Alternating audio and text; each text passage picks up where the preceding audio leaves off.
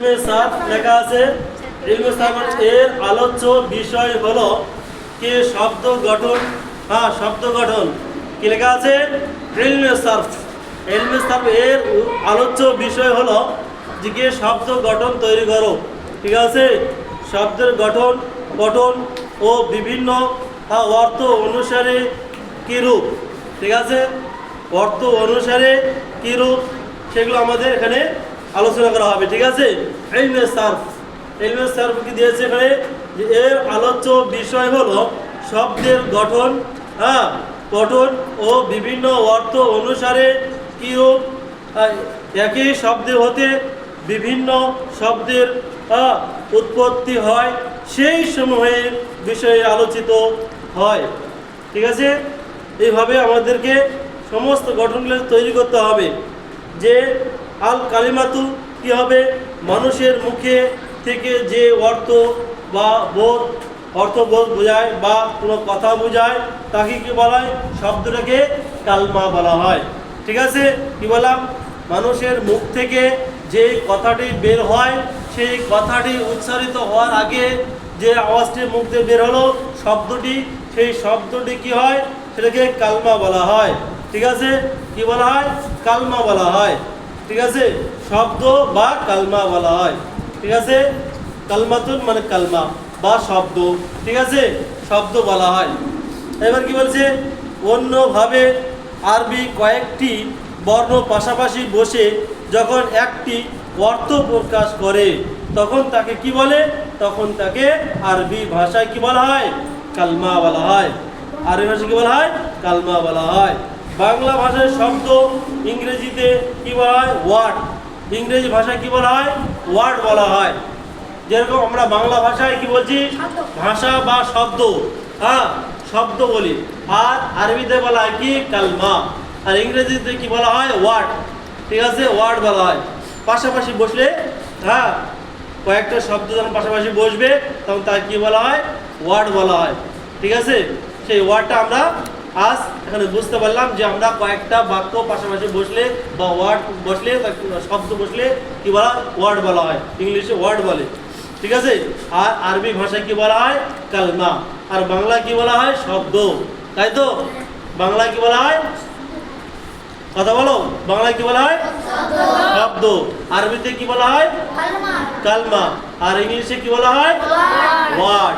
তাহলে বুঝতে পারলে তোমরা এবার যে পাশাপাশি কোনো অক্ষর বসলে বা কি বসে, পাশাপাশি যদি কোনো কি বলে আরবি কয়েকটি বর্ণ পাশাপাশি বসে, তাহলে তাদের কি বলা হয়?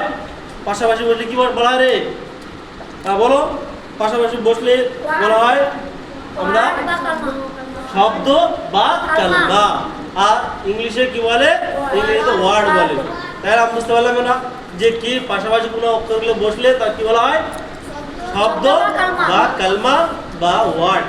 ঠিক আছে, এখান থেকে আমরা বুঝতে পারলাম যে অনেক কিছু আমরা আরবিতে এবং ইংলিশে এবং বাংলায় সমস্ত ভাষা আমরা বুঝতে পারলাম যে আমরা এভাবে পড়তে হয়। তাই কি না? যে ইংলিশে কি বলে, বাংলায় কি বলে, আরবিতে কি বলে, এটা বোঝা গেল। তো এইভাবে আমরা যখন কি করব? একটা জিনিস তৈরি করব, কি একটা বাক্য তৈরি করব, তো সেখান থেকে আমরা কি করব? দেখো, একটা কালমা তৈরি করছি আমি। কি কালমা?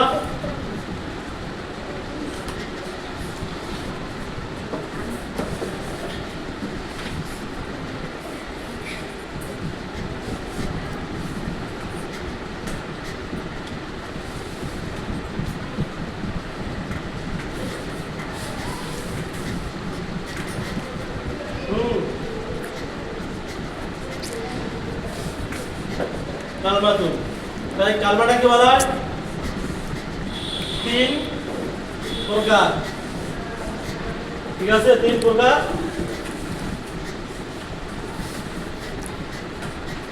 হয় কালমা। তিন প্রকার। ঠিক আছে, কালমাটা তিন প্রকার। দেখো, একটা লম্বা টার্ম দিয়ে দিলাম। ঠিক আছে, এই মাথাটা নামালাম, এখানে একটা নামালাম, এখানে একটা নামালাম। ঠিক আছে, দেখো এখানে লিখলাম কি? এখানে লিখলাম যে কালমা।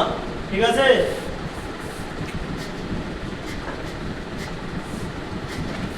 এখানে কি লিখলাম? কালমা লিখলাম, ঠিক আছে? কাপ, দেখো কাপ, ঠিক আছে? কাপ আছে তো? লাম জের লি কালি মা তুন, আর তা দুপেশ তুন, কালিমা তুন হলো। এখান থেকে আবার কি লেখা আছে যে কালেমা ইসিম ফেল হর, ঠিক আছে?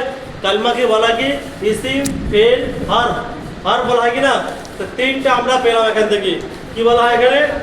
এখানে বলা হচ্ছে যে দেখো সর্বপ্রথম এই লাস্টে এটা যে 1 নম্বর দেওয়া হলো এখানে, এই 1 নম্বরটা হবে কি ইসিম, হ্যাঁ এখানে কি হলো ইসিম, ঠিক আছে? ইসিম মানে ইসমুন, ইসমুন মানে নাম, ঠিক আছে? ইসমুন মানে কি নাম, ঠিক আছে? কোনো ব্যক্তির নাম বা কোনো কিছু বিশেষ্য পদ বলা হয়, ঠিক আছে? দে নাউন, হ্যাঁ ইংলিশে বলে কি দে নাউন, ঠিক আছে? ইংলিশে কি বলা হয়? নাউন মানে কি নাম, হ্যাঁ কোনো কিছু একটা নাম বোঝায়, তো ইংলিশে বলে কি নাউন, দে নাউন। আর বাংলা বলে কি বিশেষ্য পদ, বুঝতে পারলে? বিশেষ্য পদ বলা হয় বাংলাতে। আর আরবিতে বলা হয় ইসিম, ইসিম মানে নাম, ঠিক আছে? এবার কি বলেছে আরেকটা দেখো, এখানে ফেল বলা হয়, ফেল মানে ভার, দি ভার, ঠিক আছে?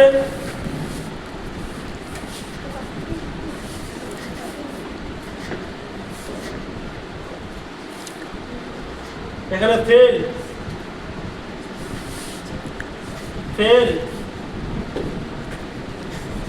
ফেলুন লেখা আছে, ফেলুন মানে ফেল, ঠিক আছে? ক্রিয়াপদ, বাংলা বলা ক্রিয়াপদ, ঠিক আছে? বাংলা কি বলা হয়? ক্রিয়াপদ।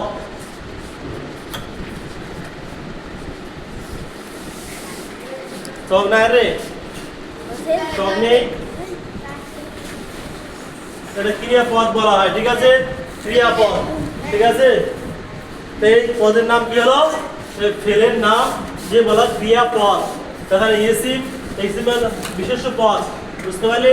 এখানে এটা বলে কি বিশেষ্য পদ, ঠিক আছে?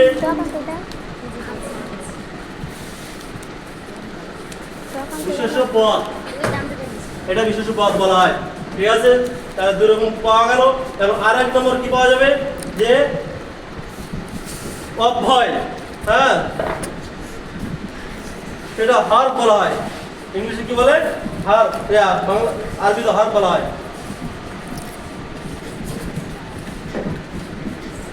হার, ঠিক আছে? হারফুল মানে হার, ঠিক আছে? এটা দি পার্টিকেল বলা হয়, ঠিক আছে? দি, হ্যাঁ। আর বাংলায় কি বলে? অব্যয় বলে, ঠিক আছে? বাংলায় কি বলা হয়? অব্যয় বলে, ঠিক আছে?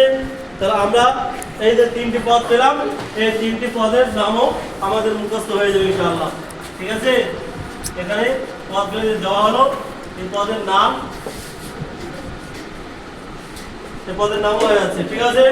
অব্যয়, হ্যাঁ। তাহলে আমাদের এই অব্যয় পড়া থাকলো দ্বিতীয় অধ্যায়, ঠিক আছে? দ্বিতীয় অধ্যায় আজ আমাদের এখানে কি হবে? পড়া থাকলো, হ্যাঁ। আমরা আগামীকাল এটা গোটায় সলভ করে আসবো, পড়ে আসবো, ঠিক আছে? আমি জিজ্ঞাসা করবো একে অপরকে, তখন তোমাদেরকে উত্তর দিতে হবে, ঠিক আছে? তো আসসালামু আলাইকুম ওয়া রাহমাতুল্লাহ।